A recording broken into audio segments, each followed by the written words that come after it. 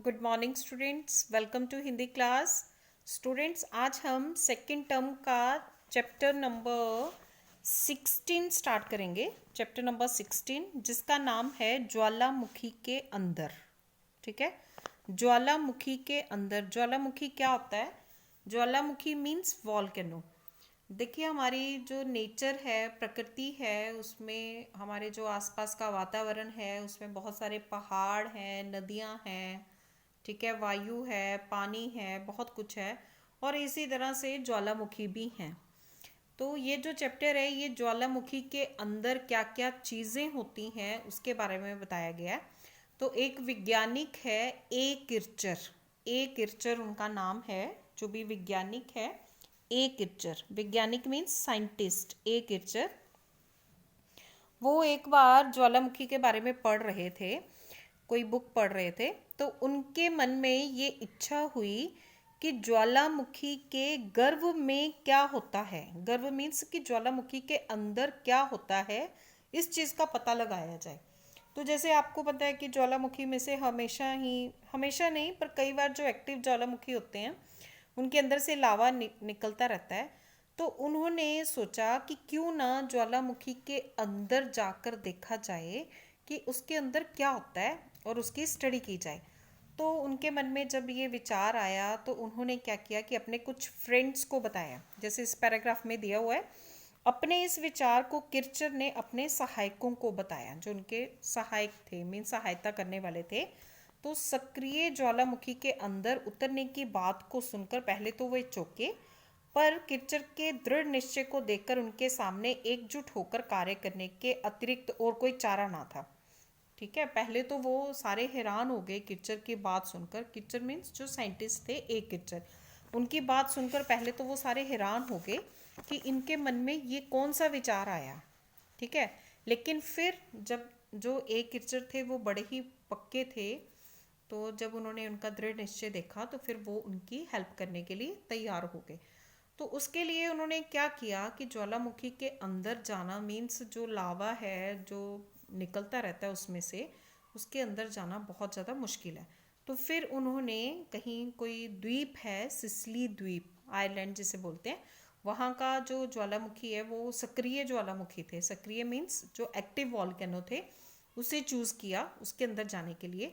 तो फिर उन्होंने क्या किया, एक मटेरियल होता है, ठीक है, ज्वालामुखी के अंदर का तापमान बहुत अधिक होता है, मीन्स अंदर का जो टेम्परेचर है वो बहुत ज़्यादा होता है। तो उसके लिए उन्होंने क्या किया, एक मेटल आती है, एक धातु आती है, एसबेस्टस। ठीक है, एसबेस्टस करके एक मेटल है, एक वस्तु है।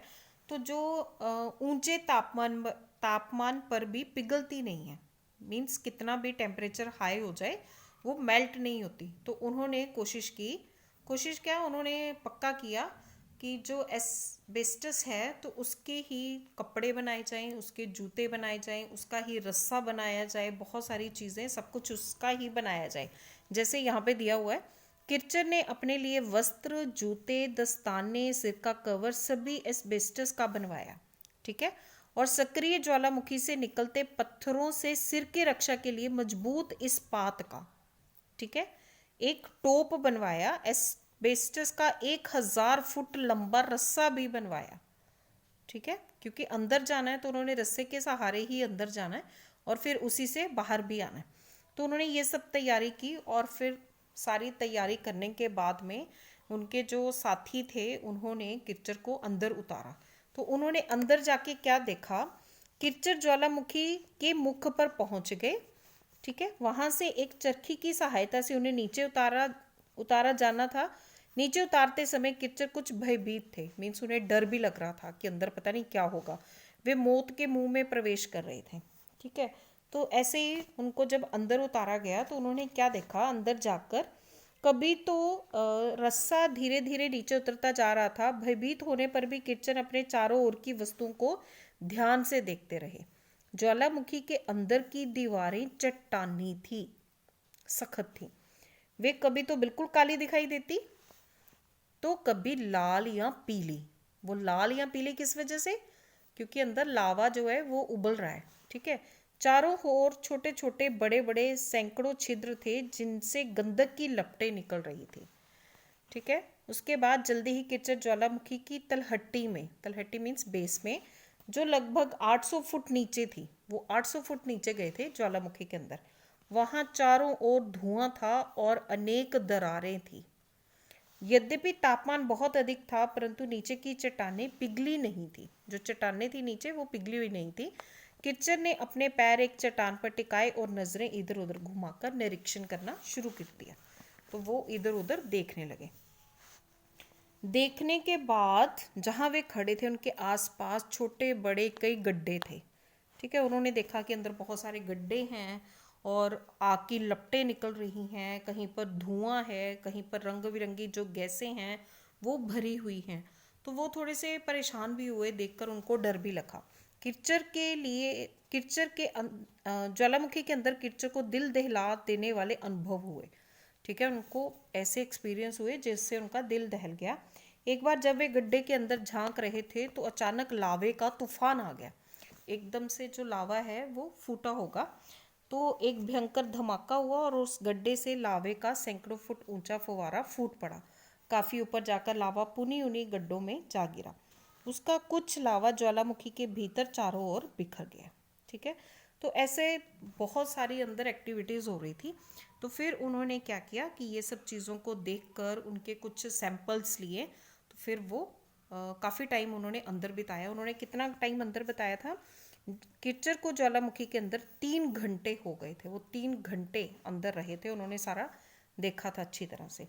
तो वो उसके बाद फिर उन्होंने बाहर जाने का डिसाइड किया और फिर उन्होंने ऊपर इशारा किया होगा, फिर उन्होंने खींचा तो बाहर खड़े डॉक्टरों ने तुरंत उनके स्वास्थ्य की जांच शुरू कर दी। जब वो बाहर पहुंचे तो जो वहाँ पे डॉक्टर्स की टीम थी तो उन्होंने उन्हें एग्जामिन करना शुरू कर दिया। अंततः एक वैज्ञानिक मौत के मुंह से 3 घंटे बिताकर सकुशल जीवित लौट आया था। वो बिल्कुल ठीक थे और वो जीवित आ गए थे। लावा उगलते हुए ज्वालामुखी में घुसकर वहाँ की जानकारी प्राप्त करके सकुशल लौट आने पर किच्चर पहले व्यक्ति बने। उनके साहसिक अभियान का ही ये परिणाम है कि अब ज्वालामुखी के भीतर के रहस्य हमारे लिए अपरिचित नहीं है। कि अब हम ये नहीं कह सकते कि ज्वालामुखी के अंदर क्या होता है, ये हमें नहीं पता।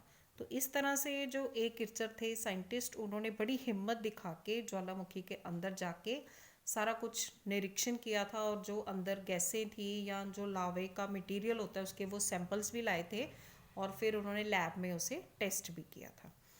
तो इस तरह से ये जो आपका लेसन है इसे आपने 2-3 बार रीड करना है और इसे समझने की कोशिश करनी है। फिर जो भी आपके डाउट्स होंगे वो हम डाउट क्लास में क्लियर करेंगे। इसके बाद है आपके वर्ड मीनिंग।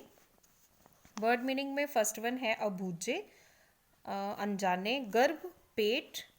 ठीक है, इस पाठ के संदर्भ में अंदर, according to the lesson means अंदर जाना। लावा, गर्म पदार्थ जो ज्वालामुखी के अंदर से निकलता है उसे हम कहते हैं लावा। देन उदेड़बुन, सोच विचार।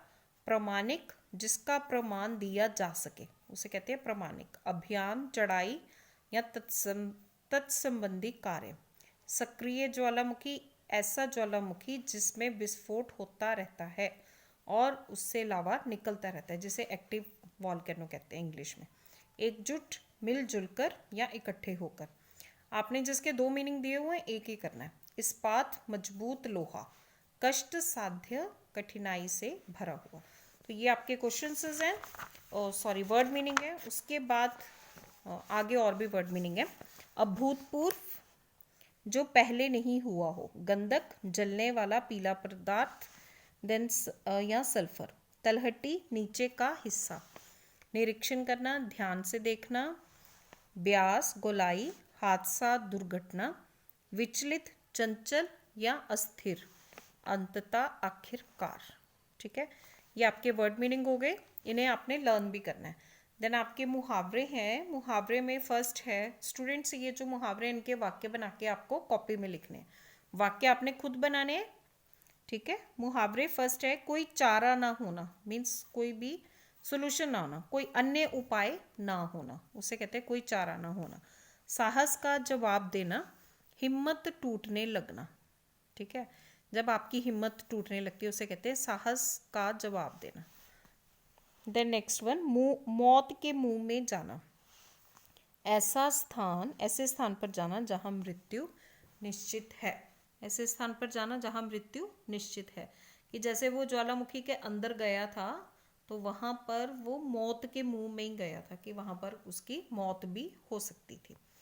ओके स्टूडेंट्स, ये आपका हो गया लेसन की रीडिंग आपने 2-3 बार करनी है। उसके बाद वर्ड मीनिंग लर्न करने हैं और मुहावरे भी लर्न करने हैं और अपनी कॉपी में इसके वाक्य बनाने हैं। क्वेश्चन आंसर्स की मैं फ़ोटो क्लिक करके आपको ग्रुप में डाल दूंगी। और अब हम नेक्स्ट वीडियो में, ठीक है, नेक्स्ट वीडियो में हम इस चैप्टर का भाषा ज्ञान करेंगे। Thank you students, God bless you all.